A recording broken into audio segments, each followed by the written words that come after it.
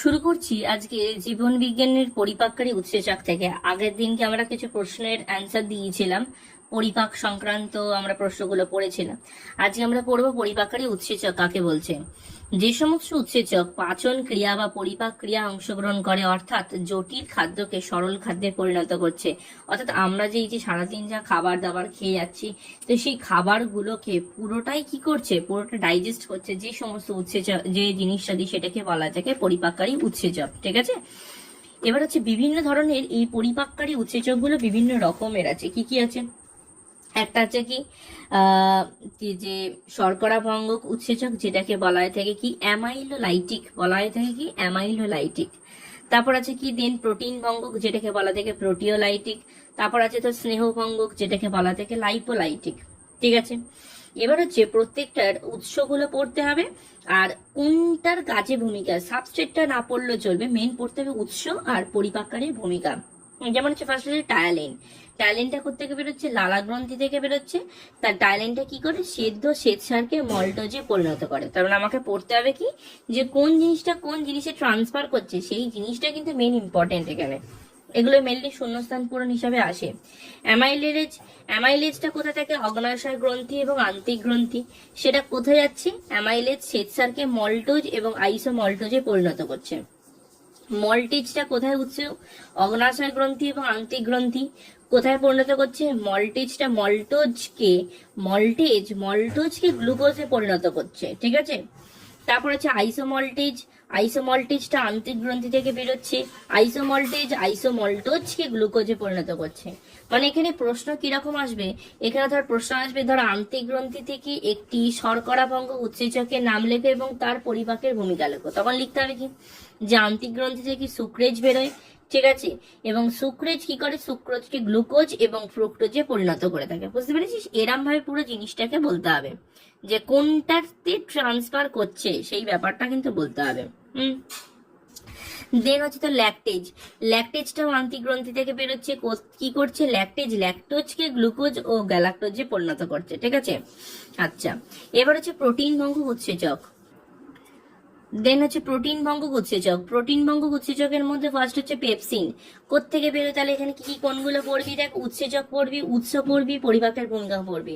সবেতে তাই উৎসেচক, উৎস, পরিপাকের ভূমিকা। এখানে কিন্তু মোরালদের সবকটাই করতে হবে, বাট চেষ্টা করবি সবকটা মুখস্থ করার। যেমন হচ্ছে পেপসিন কোত্থেকে বেরোচ্ছে? পাক গ্রন্থি থেকে। তাহলে কি করছে? পেপসিন প্রোটিনকে পেপটনে পরিণত করে। তারপর হচ্ছে যে রেনিন। রেনিনটা কি করে? পাক গ্রন্থি থেকে হচ্ছে রেনিন কেসিনকে প্যারাকেসিনে পরিণত করে। ট্রিপসিন অগ্নাশয় গ্রন্থি থেকে বেরোয়। ট্রিপসিন পেপটনকে লোয়ার পেপটাইডে পরিণত করে। যে কোনো 2-3টে করে পড়বি। তারপরে যে ধর ইরিপসিন আছে আন্তিক গ্রন্থি। ইরিপসিন লোয়ার পেপটাইডকে অ্যামাইনো অ্যাসিডে পরিণত করে। কাইমোট্রিপসিনটা অগ্নাশয় গ্রন্থি থেকে কি করে? দুগ্ধ প্রোটিনকে পেপটাইডে পরিণত করে থাকে। ঠিক আছে, আচ্ছা এবার হচ্ছে ফ্যাট ভঙ্গক উৎসেচক। ফ্যাট ভঙ্গক উৎসেচক হচ্ছে কি গ্যাস্ট্রিক লাইপেজ। গ্যাস্ট্রিক লাইপেজ হচ্ছে পাক গ্রন্থি। সেটা কোথায় আছে? গ্যাস্ট্রিক লাইপেজ ফ্যাটি অ্যাসিড এবং গ্লিসারল পরিণত করছে। ওই অনেকে দেখবি পাক গ্রন্থি থেকে গ্যাস্ট্রিক লাইপেজটা বেরিয়ে গিয়ে কিন্তু এই ফ্যাটি অ্যাসিডটা হয়ে যায়, যেন পা ফুলে যায়, ওই ফ্যাটি অ্যাসিড থেকে হয়ে যায়। ঠিক আছে, তারপর হচ্ছে প্যানক্রিয়াটিক লাইপেজ থেকে কোথা থেকে বেরোচ্ছে? অগ্নাশয় গ্রন্থি। প্যানক্রিয়াটিক লাইপেজ ফ্যাটকে ফ্যাটি অ্যাসিড এবং গ্লিসারলে পরিণত করে। Intestinal lipase. ইনটেস্টিনাল লাইপেজ হচ্ছে কি আন্তিক গ্রন্থি থেকে বেরোয়। লাইপেজ ফ্যাটকে ফ্যাটি অ্যাসিড এবং গ্লিসারলে পরিণত করে থাকে। ঠিক আছে, এবার হচ্ছে কি, তাহলে এখানে তাই পড়বি হচ্ছে উৎসেচক, উৎস এবং এর পরিপাকের ভূমিকাটা করবি। ঠিক আছে, আচ্ছা নেক্সট হচ্ছে কি 3টির পার্থক্য। অ্যামাইলোলাইটিক উৎসেচক, প্রোটিওলাইটিক উৎসেচক এবং লাইপোলাইটিক উৎসেচক। ঠিক আছে, যেটা কিন্তু আগের দিন আমরা কিন্তু বলেছিলাম যে মানে কোনটা কোন উৎসেচক, মানে যেটা আজকে পড়লাম, আগের দিন কেন বলছে আজকে, যে শর্করা, প্রোটিন এবং ফ্যাট কোনটার কি উৎসেচকের মধ্যে পার্থক্য, সেটা এখান থেকে পড়ে নেবি। যে উৎস, সাবস্ট্রেট এবং পরিপাকের স্থানে। ক্রিয়ার ফলটা না পড়লেও চলে যাবে, ফার্স্ট 3টাকে পড়িস। হয়তো পরীক্ষা আসতে পারে অ্যামাইলোলার সঙ্গে প্রোটিওলাইটিক এটা আসতে পারে, অথবা প্রোটিওর সঙ্গে লাইপোলাইটিক আসতে পারে, যে কোনো দুটোর মধ্যে আসতে পারে। ঠিক আছে, ঠিক আছে, এগুলোর মধ্যে যে কোনো দুটো আসতে পারে। এবার চলে যাচ্ছে আমরা পরের পেজেতে। পরের পেজেতে দেখ কি কি বলছে। ফার্স্ট অফ অল বলছে যে শোষণ, আত্তীকরণ এবং বহিষ্করণ। কি বলছে? বলছে যে পদ্ধতিতে পাচিত সরল খাদ্য উপাদান ক্ষুদ্রান্তের আন্তরিক এপিথেলিয়াম অবস্থিত ভিলাইয়ের মাধ্যমে রক্ত এবং লসিকার প্রবাহে প্রবেশ করে তাকে বলা থেকে শোষণ। অর্থাৎ আমরা তো না খাবারগুলো খেয়ে গেলাম, তাহলে এবার খাবারগুলো খেয়ে নেওয়ার পর তো আমাদের শরীরে কি হবে, যে পুষ্টি জিনিসগুলো হচ্ছে কিসের মাধ্যমে শোষিত হবে, ভিলাইয়ের মাধ্যমে শোষিত হয়। তো আমাদের পেটের মধ্যে এরকম ভিলাই থাকে, প্রচুর পরিমাণে ভিলাই থাকছে। তো এই ভিলাইগুলোকে কি করছে, রক্ত লসিকা প্রবাহের মধ্যে প্রবেশ করছে, এটাকে বলছে শোষণ। তাহলে শোষণের স্থান কোথায়, শোষণের স্থান হচ্ছে ক্ষুদ্রান্ত। ক্ষুদ্রান্তের এপিথেলিয়ামে অবস্থিত ভিলাস এর মাধ্যমে শোষণ ক্রিয়া ঘটে থাকে এবং প্রত্যেকটা ভিলাসের কেন্দ্রে একটি ল্যাকটিয়াল থাকে। ঠিক আছে, তোরা যদি পরিষ্কার ছবিটাতে দেখিস তাহলে দেখতে পাবে ভিলাস, রক্তজালক, লসিকাবাহ। তো বলছে প্রত্যেকটা ভিলাসের কেন্দ্রে একটি করে ল্যাকটিয়াল বা লসিকাবাহ থাকে। তো এই ল্যাকটিয়ালটাকে বলছে লসিকাবাহ। তাকে বেষ্টন করে রক্তজালক থাকে। কার্বোহাইড্রেট এবং প্রোটিনের সরল অংশ ভিলাইয়ের রক্তজালকে এবং ফ্যাটের সরল উপাদান লসিকাবাহে শোষিত হয়ে থাকে। তার মানে কি, তার মানে কার্বোহাইড্রেট এবং প্রোটিনের যে সরল অংশ সেগুলো শোষিত হচ্ছে এবং ফ্যাটের সরল উপাদান সব কিন্তু শোষিত হয়ে যায়। ক্ষুদ্রান্তের শোষণের প্রধান স্থান হলো পাকস্থলী এবং বৃহদন্ত্রের অল্প বিস্তর শোষণ ক্রিয়া ঘটে থাকে। তাহলে ক্ষুদ্রান্ত হচ্ছে কি, শোষণের প্রধান স্থল, প্রধান স্থান বলা হয় থাকে, এটা তাহলে দাগ দিয়ে রাখবে। তাহলে পাকস্থলী আর বৃহদন্ত্রের মধ্যে অল্প কিছু শোষণ ক্রিয়া ঘটে থাকে। বিশেষ করে জল, গ্লুকোজ, স্যালাইন, কয়েক প্রকার ভেষজ পদার্থ এই অঞ্চলে কিন্তু শোষিত হয়ে থাকে। ঠিক আছে, তাহলে কয়েক প্রকার ভেষজ পদার্থ কিন্তু এই অঞ্চলে শোষিত হয়। পদ্ধতি হচ্ছে কিরকম না, কতগুলো ভৌত প্রক্রিয়া শোষণে যেমন সাহায্য করে থাকে। ফার্স্ট পয়েন্ট হচ্ছে ব্যাপন। স্বাভাবিক অবস্থায় রক্ত অপেক্ষা ক্ষুদ্রান্তের গহ্বরে বিভিন্ন পরিপাকলব্ধ পদার্থের ঘনত্ব বেশি থাকে। মানে আমরা যেটা পেলাম তো সেগুলো সাধারণত পরিপাকলব্ধ পদার্থ, সেগুলোর ঘনত্ব অনেক বেশি হয়ে যায়। ওই জন্য কি ব্যাপন প্রক্রিয়া সহজে সেগুলো ক্ষুদ্রান্ত থেকে রক্ত স্রোতের মধ্যে প্রবেশ করে থাকে। জলচাপ নিয়ন্ত্রণ। অধিক জলচাপগুলো ক্ষুদ্রান্তের এপিথেলিয়ামের মধ্যে দিয়ে জল এবং অন্যান্য দ্রবীভূত পদার্থের পরিস্রাবন ঘটায়। অভিস্রবণ চাপটা কি করে, ভিলাইয়ের রক্তজালকের অভিস্রবণ চাপ এবং রক্তচাপের থেকে 2 থেকে 3 গুণ বেশি হয়ে থাকে। ঠিক আছে, 2 থেকে 3 গুণ বেশি থাকে। তাই উচ্চ অভিস্রবণ চাপ ক্ষুদ্রান্তের গহ্বর থেকে তরল পদার্থকে রক্তে প্রবেশ করতে সাহায্য করে থাকে। তাহলে কি বলছে, বলছে ভিলাইয়ের রক্তজালকের অভিস্রবণ চাপ রক্তচাপের থেকে 2 থেকে 3 গুণ বেশি হয়ে থাকে। মানে রক্তজালকের যে চাপটা সেটা 2 থেকে 3 গুণ বেশি হয়ে যায়। এই উচ্চ অভিস্রবণ চাপ ক্ষুদ্রান্তের গহ্বর থেকে তরল পদার্থকে রক্তে প্রবেশ করাতে সাহায্য করে থাকে। নিষ্ক্রিয় এবং সক্রিয় পরিবহন কি, নিষ্ক্রিয় পরিবহনে বিশেষ ভৌত চাপের প্রয়োজন হয় না। যেমন হচ্ছে কি, তাহলে ভিলাইয়ের রক্তজালকের অভিস্রবণ চাপ রক্তচাপের থেকে 2 থেকে 3 গুণ বেশি থাকে। তাই জন্য উচ্চ অভিস্রবণ চাপ ক্ষুদ্রান্তের গহ্বর থেকে তরল পদার্থকে রক্তের মধ্যে প্রবেশ করাতে সাহায্য করে থাকে। তাহলে অভিস্রবণ চাপ থাকার জন্য এটা হয়ে থাকে।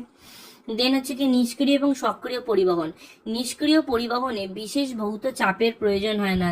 যেমন যদি কোনো নির্দিষ্ট খাদ্যবস্তুর ঘনত্ব ক্ষুদ্রান্তের গহ্বরে বেশি থাকে তবে খাদ্যবস্তুর পরিবহনের জন্য প্রয়োজনীয় শক্তি খাদ্যবস্তুর উচ্চ ঘনত্ব থেকে পাওয়া যায়। তাই মানে খাদ্যবস্তু যখন ওই নিষ্ক্রিয় বা সক্রিয় পরিবহনটা হয় তখন কি হয়, যেখান থেকে নিষ্ক্রিয় পরিবহন সেইখান থেকে কিন্তু মানে নিষ্ক্রিয় পরিবহনটা ভৌত চাপের প্রয়োজন হয় না, কিন্তু খাদ্য যখন পরিবহন হয় তখন প্রয়োজনীয় শক্তিটা খাদ্যবস্তুর উচ্চ ঘনত্ব থেকে কিন্তু পাওয়া যায়।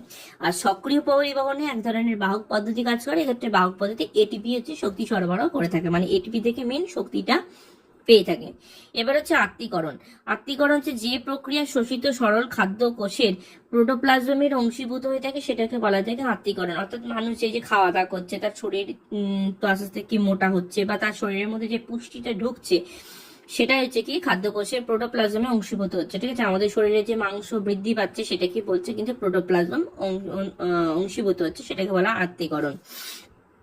আচ্ছা, এবার এইখানটা আর পড়া দরকার নেই, বহিষ্করণ চলে যাব। বহিষ্করণটা কি বলছে, যে প্রক্রিয়া অপাচ্য খাদ্যবস্তু থেকে দেহ থেকে নির্গত হয় এবং তাকে বলা থেকে বহিষ্করণ। পরিপাক এবং শোষণের পর অপাচ্য যে খাদ্যবস্তু সেটা কি হয়ে যায়, খাদ্যবস্তু ক্ষুদ্রান্ত থেকে বৃহদান্ত্রে আসে এবং সেখানে বিশেষ প্রক্রিয়ার মলে পরিণত হয়। সাময়িকভাবে মলাশয়ে মলটা সঞ্চিত থাকার পর পায়ু দিয়ে দেহের বাইরে নির্গত হয়ে যায়। নেক্সট হচ্ছে বিপাক। বিপাক কাকে বলছে, বিপাকটা হচ্ছে আমাদের শরীরের মধ্যে যে খাবারটা ভাঙছে, অর্থাৎ এই যে দেখ বলছে জীবের প্রাণ ধারণের জন্য সজীব কোষের প্রোটোপ্লাজমে অবিরাম যে সমস্ত সংশ্লেষমূলক এবং ভাঙনমূলক যে কাজগুলো হয়ে যাচ্ছে, রাসায়নিক পরিবর্তনগুলো ঘটে চলছে, তাদের সমষ্টিগত বিপাক বা মেটাবলিজম বলা থাকে, তাদেরকে বলা থাকে সমষ্টিগতভাবে বিপাক বলা হয়। তাহলে বিপাক হচ্ছে কত ধরনের হয়ে থাকে? দুটো ধরনের হয়ে থাকে, একটা হচ্ছে উপচিতি বিপাক, একটা অপচিতি বিপাক বলা থাকে। তো উপচিতি, যেসব গঠনমূলক বিপাক ক্রিয়ায় কোষের মধ্যে কোনো পদার্থ সংশ্লেষিত হওয়ায় জীবদের শুষ্ক ওজন বৃদ্ধি পায় তাকে বলা থাকে কিন্তু উপচিতি বিপাক বলা হয়। তাহলে উপচিতি বিপাক কাকে বলা থাকে? যে সমস্ত গঠনমূলক বিপাক ক্রিয়ায় কোষের মধ্যে কোনো পদার্থ সংশ্লেষিত হওয়ার জন্য জীবদেহের শুষ্ক ওজন বৃদ্ধি পায় তাকে উপচিতি বিপাক বলা হয়ে থাকে। সালোক সংশ্লেষ পুষ্টি দুটো হয়ে থাকে, কারণ দেখ সালোক সংশ্লেষ হলে উদ্ভিদের বৃদ্ধি করবে, পুষ্টি হলে কি হবে? প্রাণীদের বৃদ্ধি করবে। অপচিতি কি? অপচিতি যে প্রক্রিয়া জীবদের শুষ্ক ওজন হ্রাস পায়, যেমন হচ্ছে শ্বসন এবং রেচন। শ্বসন হচ্ছে কি হবে? শ্বসন হলে উদ্ভিদের ক্ষেত্রে শ্বসন হচ্ছে, তার মানে কমে যাচ্ছে, আর মানুষদের ক্ষেত্রে কি হচ্ছে? রেচন হচ্ছে, তার রেচনের ক্ষেত্রে কমে যাচ্ছে। উপচিতি এবং অপচিতি বিভাগের মধ্যে পার্থক্য, ঠিক আছে? ওই শুষ্ক ওজন বৃদ্ধি পায় মোটামুটি সংজ্ঞা থেকে এই দুটো পয়েন্টকে লেখা আছে, ওই জন্য এখানে বললাম না, 3টে পয়েন্টই পড়তে হবে। নেক্সট চলে আসছে কি বিপাকের তাৎপর্য। বিপাক কি না, বিপাকের 3টে তাৎপর্য আছে। কি কি? খাদ্যের মধ্যে কার্বোহাইড্রেট, প্রোটিন, ফ্যাটকে বিশ্লিষ্ট করে যে সক্রিয় শক্তি সেটা মুক্তি ঘটানো, এবং এই শক্তি ব্যয় করে কোষের সকল প্রকার জৈবিক ক্রিয়াগুলো সম্পন্ন হয়ে থাকে। তারপর সেকেন্ড পয়েন্ট, যে দেহের বিপাকজাত অতিরিক্ত নাইট্রোজেনকে দূষিত পদার্থে পরিণত করে মূত্রের সঙ্গে নির্গত করে থাকে, ঠিক আছে? তাহলে নাইট্রোজেনকে কি করে? দূষিত পদার্থগুলোকে পরিণত করছে এবং মূত্রের সাথে নির্গত করছে। আর 3 নম্বর পয়েন্ট হচ্ছে রাসায়নিক বস্তুকে ভেঙে বা অন্য বস্তুতে পরিবর্তিত করে কোষের মধ্যে সরবরাহ করে থাকে। তাহলে রাসায়নিক বস্তুকে ভাঙছে এবং অন্য বস্তুতে পরিবর্তিত করে কোষের মধ্যে সরবরাহ করে থাকে। নেক্সট পয়েন্ট হচ্ছে খাদ্য গ্রহণ, শক্তি চাহিদা এবং সংশ্লিষ্ট সমস্যা। মানে কিরকম বলছে? বলছে সুষম খাদ্য সম্পর্কে ধারণা। বলছে যে সমস্ত খাদ্য দেহের ক্যালোরি চাহিদা যোগান দিতে পারে। সুষম খাদ্য মানে যে সমস্ত খাবারগুলো আমাদের দেহের মধ্যে প্রয়োজনীয় শক্তি দেবে, সেটাকেই বলছে মেনলি। তো বলছে দেখ, দেহের ক্যালোরি চাহিদা যোগান দিতে পারবে, কলাকোষের বৃদ্ধি, গঠনমূলক কার্যকলাপ বজায় রাখতে পারবে এবং দেহের শারীরবৃত্তীয় কার্যাবলীগুলোকে সুষ্ঠুভাবে নিয়ন্ত্রণ করতে পারবে, তাকে বলা থাকে সুষম খাদ্য বা ব্যালেন্স ডায়েট বলা থাকে। সুষম খাদ্যের মধ্যে যে সমস্ত খাদ্য উপাদানগুলো এখানে বলছে, সুষম খাদ্য উপাদানগুলো যথাযথ অনুপাতে থাকে সেগুলো হচ্ছে কি কি? কার্বোহাইড্রেট, প্রোটিন, ফ্যাট, ভিটামিন, খনিজ লবণ, জল, সবকটা জিনিসই কিন্তু থাকছে। খাদ্যের প্রধান 3টি উপাদান বেশি পরিমাণে থাকে, ঠিক আছে? তাহলে প্রধানত প্রথম 3টি উপাদান, প্রথম 3টি মানে কার্বোহাইড্রেট, প্রোটিন, ফ্যাট, এই 3টি উপাদান কিন্তু বেশি থাকতেই হবে। এবং তারা কি করছে? তারা দেহের মধ্যে ক্যালোরির যে চাহিদা সেটাকে পূরণ করতে পারছে, আর কি করছে? দেহের বৃদ্ধি, কলাকোষের গঠনমূলক কাজ, মেরামতির সঙ্গে যুক্ত করছে। ভিটামিন, খনিজ লবণ, জল দেহের চাহিদা অনুসারে কম প্রয়োজন হয়ে থাকে। শেষোক্ত খাদ্য উপাদানগুলো দেহের বিভিন্ন রকম রাসায়নিক প্রক্রিয়ার সঙ্গে জড়িত হয়ে থাকে এবং খনিজ লবণ কলাকোষের কাঠামোতে প্রবেশ করে এবং দ্রবীভূত অবস্থায় অম্ল ক্ষারের যে সাম্যাবস্থা এটা বজায় রাখতে সাহায্য করে থাকে, ঠিক আছে? তো অম্ল ক্ষারের যে সাম্যাবস্থা এটাকে কিন্তু বজায় রাখতে সাহায্য করে। মেন হচ্ছে সংজ্ঞা। সংজ্ঞাটা কি বলছে? বলছে ব্যক্তি বিশেষের পুষ্টি সাধন এবং স্বাভাবিক বৃদ্ধি, কর্মশক্তি উৎপাদন এবং দৈহিক ক্ষয়পূরণ ইত্যাদির জন্য যে প্রয়োজনীয় কার্বোহাইড্রেট, প্রোটিন, ফ্যাট, খনিজ লবণ, ভিটামিন, জল, এই দুটি উপাদান নির্দিষ্ট আনুপাতিক মিশ্রণে প্রস্তুত যে খাদ্য থেকে উপযুক্ত পরিমাণে ক্যালোরি পাওয়া যায়, তার মানে যে সমস্ত খাদ্য উপাদানগুলো থেকে কি পাওয়া যাচ্ছে? ক্যালোরি পাওয়া যায়, তাকে কিন্তু বলা থাকে সুষম খাদ্য বলা থাকে। তাহলে সুষম খাদ্য বলতে কি বোঝাচ্ছে? যখন এইটাই কিন্তু বলা হবে, ঠিক আছে? তাহলে সুষম খাদ্য বলতে গেলে কোনো নির্দিষ্ট খাদ্য উপাদান মানে ডিম বা দুধ এরকম কাউকে কিন্তু বোঝানো হয় না। কাকে বোঝানো হচ্ছে? ওই জন্য দেখ বলছে সুষম খাদ্য হচ্ছে বিভিন্ন খাদ্যবস্তু এমন একটা সমাহার যার মধ্যে খাদ্য উপাদানের সবকটা পরিমাণ মানে নির্দিষ্ট পরিমাণে থাকবে এবং যেটা থেকে কর্মশীলতার জন্য উপযুক্ত পরিমাণে কিন্তু ক্যালোরি পাওয়া যাবে। যেমন হচ্ছে মাতৃস্তনদুগ্ধ, শিশুদের একমাত্র একটা বাচ্চা বয়সে শিশু কিন্তু কি খাচ্ছে? সে মায়ের স্তনদুগ্ধ খেয়েই কিন্তু বড় হচ্ছে। তাহলে মায়ের স্তনদুগ্ধটা এখানে কিন্তু তার একটা সুষম খাদ্য। আচ্ছা, নেক্সট পয়েন্ট হচ্ছে কি? মৌল বিপাকীয় হার, যেটার ভালো নাম হচ্ছে বেসাল মেটাবলিক রেট, ইংরেজি নামটা হচ্ছে বেসাল মেটাবলিক রেট, শর্টে যেটাকে বলা থাকে BMR, ঠিক আছে? এটাকে বলা থাকে BMR। তো কোনো সুস্থ স্বাভাবিক ব্যক্তির হালকা খাদ্য গ্রহণের এখানে কিন্তু এই যে সংজ্ঞাটা মানে আমি এই কালো কালিতে এই যে মোটা লাইনটা বলছি, প্রত্যেকটা word, each and every word কিন্তু ইম্পর্টেন্ট, ঠিক আছে, তাহলে এখানে কোনো ওয়ার্ডকে যদি বাদ দিতে পারবি না। ওই জন্য বলছে কোনো সুস্থ স্বাভাবিক ব্যক্তির হালকা খাদ্য গ্রহণের পর 12 থেকে 18 ঘন্টা পর সম্পূর্ণ শারীরিক এবং মানসিক বিশ্রামরত অবস্থায় এবং আরামদায়ক পরিবেশে দেহের প্রয়োজনে, মানে ব্র্যাকেট পার্টগুলো না লিখলেও চলবে, হ্যাঁ, দেহের প্রয়োজনে শারীরবৃত্ত কার্যসমূহ পরিচালনার জন্য যে ন্যূনতম তাপশক্তি উৎপন্ন হয়ে থাকে সেই হারকে বলা হয়ে থাকে মৌলবিপাকীয় হার। অর্থাৎ প্রতি ঘন্টায় প্রতি বর্গমিটার দেহতলের জন্য এটা হয়ে থাকে। এটাকে বলা থাকে বেসাল মেটাবলিক রেট বা বিএমআর। একজন প্রাপ্তবয়স্ক লোকের বিএমআর হলো দেহত্বকের প্রতি বর্গমিটার আয়তনের জন্য প্রতি ঘন্টায় 40 কিলো ক্যালোরি। এই 40 কিলো ক্যালোরিটা তলা কিন্তু দাগ দিয়ে রাখবে। ক্লিয়ার? আচ্ছা, মহিলাদের ক্ষেত্রে এর মান হয়ে থাকে 37 কিলো ক্যালোরি, কেন মহিলাদের ক্ষেত্রে একটু কম হয়ে যায়, এটা 37 কিলো ক্যালোরি হয়ে থাকে। একজন প্রাপ্তবয়স্ক সুস্থ লোকের মৌলবিপাকীয় হার দিনে প্রায় 1728 কিলো ক্যালোরি শক্তির প্রয়োজন হয়ে থাকে, মানে সারাদিনে। সারাদিন এটা লাগে আর কি। একজন প্রাপ্তবয়স্ক ব্যক্তির প্রাথমিক শক্তির চাহিদা কত? দেখ, এটা হচ্ছে কি, এটা হচ্ছে মৌল বিপাকের জন্য এত কিলো ক্যালোরি, আর এটা হচ্ছে একজন পূর্ণবয়স্ক সুস্থ কর্মশীল ব্যক্তির প্রত্যেকদিন 2500 থেকে 3000 কিলো ক্যালোরি শক্তির প্রয়োজন হয়। শক্তি তিন প্রকার খাদ্য থাকে, কি কি? কার্বোহাইড্রেট, প্রোটিন এবং ফ্যাট থেকে আহরিত হয়ে থাকে মেন খাদ্য। তো 2500 থেকে 3000 কিলো ক্যালোরির মধ্যে 3 প্রকার খাদ্য নিম্নরূপে থাকে। তার মধ্যে যেমন কার্বোহাইড্রেটের পরিমাণ 405 গ্রাম, মানে কত কিলো ক্যালোরি পাওয়া যাচ্ছে? এই যে 4.1, 4.1, 9.3, এটা তো আমরা জেনেই গেছি। এটা আমরা পুষ্টির প্রথম দিকে পড়ে এসেছিলাম। তো কতটা শক্তি আমরা পাচ্ছি সেই ক্যালোরির হিসাবটা এখানে দিয়ে দিয়েছে। ঠিক আছে, মানবদের বিপাকীয় গোলযোগ, অবভিয়াসলি পেট থাকলে পেট খারাপ হবে, তাই তো? তাহলে আমাকে বলছে যে আমি যদি দিবারাত্র হচ্ছে পুষ্টিগত খাবার যদি খেয়ে তাকে তো রেস্ট দিতে হবে। তো তখন কি বলছে পূর্বে উল্লেখ করা আছে যে কোষের মধ্যে দিবারাত্র বিভিন্ন ধরনের রাসায়নিক বিক্রিয়া ঘটছে, সমষ্টিগত ফলটাই হচ্ছে বিপাক। যখন দেহের মধ্যে অস্বাভাবিক রাসায়নিক বিক্রিয়া ঘটে তখন দেহের মধ্যে নানা রকম বিপাকীয় গোলযোগ লক্ষ্য করা যায়। যেমন এই যে আমাদের পেপটিক আলসার বা লুজ মোশন, এই যে জিনিসগুলো হয়ে থাকে, এগুলো কিন্তু একদিনে একটা খাবার খেলে হয় না, অনেকদিন ধরে পেটে খারাপ হতে হতে তখন একটা টাইমে যখন বাস্ট করছে তখন জিনিসটা পেটটা খারাপ করছে। ঠিক আছে, যকৃৎ এবং অগ্নাশয়ের ক্রিয়া ব্যাহত হলে নানা রকম বিপাকজনিত গোলযোগ লক্ষ্য করা যায়। অনেক সময় কি যকৃৎ কাজ করে না, অনেক সময় অগ্নাশয় কাজ করছে না, তখন কিন্তু এগুলো হয়ে থাকে। নেক্সট পয়েন্ট হচ্ছে কি, মানুষের বিপাকজনিত কিছু গোলযোগ আছে। কি কি যে নাম হচ্ছে কি, হাইপার থাইরয়েডিজম, মানে থাইরয়েডটা বেড়ে যায়। ঠিক আছে, আর এটা হচ্ছে হাইপোথাইরয়েডিজম, মানে কমে যায়। Type 1 diabetes mellitus, type 2 diabetes mellitus. Obesity মানে মোটা, আর্থারাইটিস হচ্ছে পায়ের গাঁটে গাঁটে ব্যথা, অ্যাথেরোস্ক্লেরোসিস উচ্চ রক্তচাপ, লিভার সিরোসিস। প্রত্যেকটা কিন্তু ইম্পর্টেন্ট, মানে এখানে প্রশ্ন আসতে পারে যে বিপাকীয় গোলযোগে কি কি রোগ হয়ে থাকে, তখন এই নামগুলো 2-3টে লিখতে হবে। ফার্স্ট পয়েন্ট হচ্ছে হাইপার থাইরয়েডিজম। থাইরয়েড গ্রন্থি থেকে থাইরক্সিন নিঃসরণ করে বলে এই রোগ হয়ে থাকে। এই রোগ গিয়ে হৃদগতিটাকে বাড়িয়ে দেয়, রক্তচাপ বৃদ্ধি পায়, বিএমআরটা বৃদ্ধি পায়, যে গলগণ্ড বৃদ্ধি পায়। এই যে গলগণ্ড হচ্ছে কি হয়, গলার মধ্যে কি থাকে, থাইরয়েড গ্রন্থি থাকে। তো থাইরয়েড গ্রন্থিটা যদি বেশি হয়ে যায় তার মানে গলগণ্ড হবে, তার মানে গয়টার রোগ হবে। এটাকে বলা থাকে গয়টার রোগ। তো গলগণ্ডটা বৃদ্ধি পাচ্ছে, এই যে এই কম্বলের মতো করে এটা বড় হয়ে যায়। হাইপোথাইরয়েডিজম কি হবে, থাইরক্সিন কম ক্ষরণে এটা হয়ে থাকে, বিএমআর কমে যাবে, বিশেষ করে হৃদগতি কমে যায়, অস্বাভাবিক ওজন বৃদ্ধি পেয়ে যাবে। শিশুদের থাইরক্সিন ক্ষরণ কমে গেলে ক্রেটিনিজম রোগ হয়ে থাকে এবং শিশুদের মানসিক বুদ্ধি হয় না, মানসিক বৃদ্ধি মানে বাটটা ঠিকঠাক মতো হবে না, মানে দেখা হয় কেউ বুড়ো মার্কা হয়ে গেছে অথবা কেউ বাচ্চাদের মতো থেকে গেছে, তার দাড়ি খুব কিছুই গজায়নি।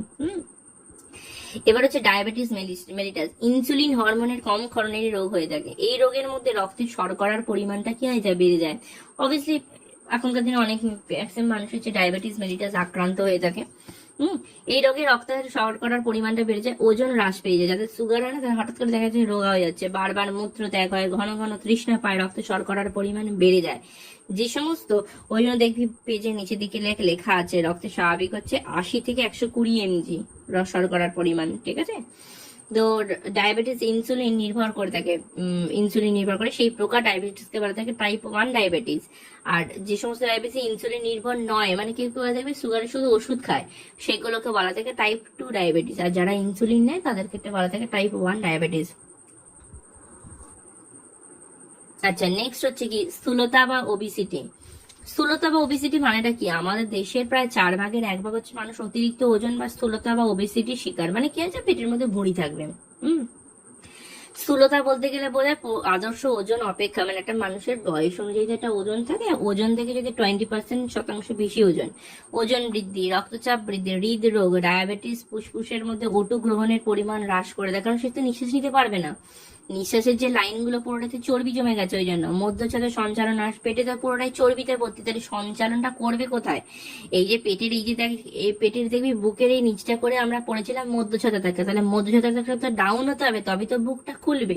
তাহলে মধ্যচ্ছদাটা তো সেম ফিক্স জায়গায় রয়ে গেছে, তাহলে বুকটা যদি না ফোলে, মানে বুকের মধ্যে অক্সিজেনটা ঢুকলে বুকটা খুলবে, তাহলে সেই অক্সিজেন ঢোকার মতো তো জায়গা তৈরি হচ্ছে না, যে জন্য কি হচ্ছে, অক্সিজেন ক্ষমতা কমে যাচ্ছে, হাঁপিয়ে পড়ছে মানুষ। স্থূলতার কারণ কি? স্থূলতা পরিলক্ষিত হয় যখন গৃহীত ক্যালোরি বা শক্তির পরিমাণ শারীরবৃত্তীয় কাজে ব্যয়িত শক্তি অপেক্ষা অধিক হয়ে যায়। মানে আমার শক্তি খরচ করা দরকার 500, আমার দেহের মধ্যে শক্তি তৈরি হচ্ছে 1000, তার মানে তো সে আরো মোটা যাবে না, বাড়তি ক্যালোরি। আমার দরকার 3000 কিলো ক্যালোরি শক্তির প্রয়োজন, আমার শরীরে প্রডিউস হচ্ছে 5000 কিলো ক্যালোরি, তাহলে কখনোই এটা সম্ভব নয়। ঠিক আছে, কখন তাহলে শরীর আস্তে আস্তে মোটা হবে? বাড়তি ক্যালোরি বা শক্তি শরীরের মধ্যে অ্যাডিপোজ বা ফ্যাট রূপে সঞ্চিত হয়ে যায়। স্থূলতার কুফল কি কি? নানা রকম শারীরবৃত্তীয় অঙ্গ সংস্থান, মানসিক সমস্যা, এগুলো তৈরি হয়ে থাকে। উচ্চ রক্তচাপ। উচ্চ রক্তচাপ কি? রক্তবাহের গাঁটতে যে পার্শ্বচাপ পরিলক্ষিত হয় সেটাকে বলা থাকে রক্তচাপ বলা হয় রক্তের প্রবাহকালে। একজন স্বাভাবিকের রক্তচাপ হচ্ছে 120/80 mmHg, 120/80, এটা হচ্ছে আমার রক্তচাপের পরিমাণ। স্থূলতার ফলে রক্তচাপ বৃদ্ধি পায়, মানে যারা মোটা হয় তারা দেখবি চট করে খুব ঘেমে যায়, একটু হাঁটলো হ্যাঁ কষ্ট হয়, তো সেটাকে বলতে রক্তচাপ বৃদ্ধি পায়। ধমনীর অন্তঃপ্রাচীরে ফ্যাট এবং শ্বেত রক্তকণিকা সঞ্চয়ের ফলে ধমনীর প্রাচীর স্থূল হয়ে যায়, যে বললাম ধমনীর মধ্যে ফ্যাট সঞ্চিত হওয়ার ফলে মোটা হয়ে যায়। লিভার সিরোসিস, এই রোগের মধ্যে যকৃৎ কলা ধ্বংস হয়ে যায়, যার ফলে যকৃতের কার্যকারিতা হ্রাস পেয়ে যায়, যকৃৎ কলাকোষ ঠিকঠাক কাজ করতে পারে না। দেন হচ্ছে আর্থারাইটিস, অস্থিসন্ধির প্রদাহ, একে অস্টিও আর্থারাইটিস বলা হয়। অস্থি সংলগ্ন স্থানে প্রচন্ড ব্যথা হয়, মানে গাঁটে গাঁটে যে ব্যথাগুলো হয় ফুলে যায়, ওটাকে বলা যায় কি, আর্থারাইটিস বলা থাকে। তার মানে আর্থারাইটিস হলে কিন্তু প্রচন্ড হয়, প্রবলেম হয় যে কোনো মানুষের। ঠিক আছে।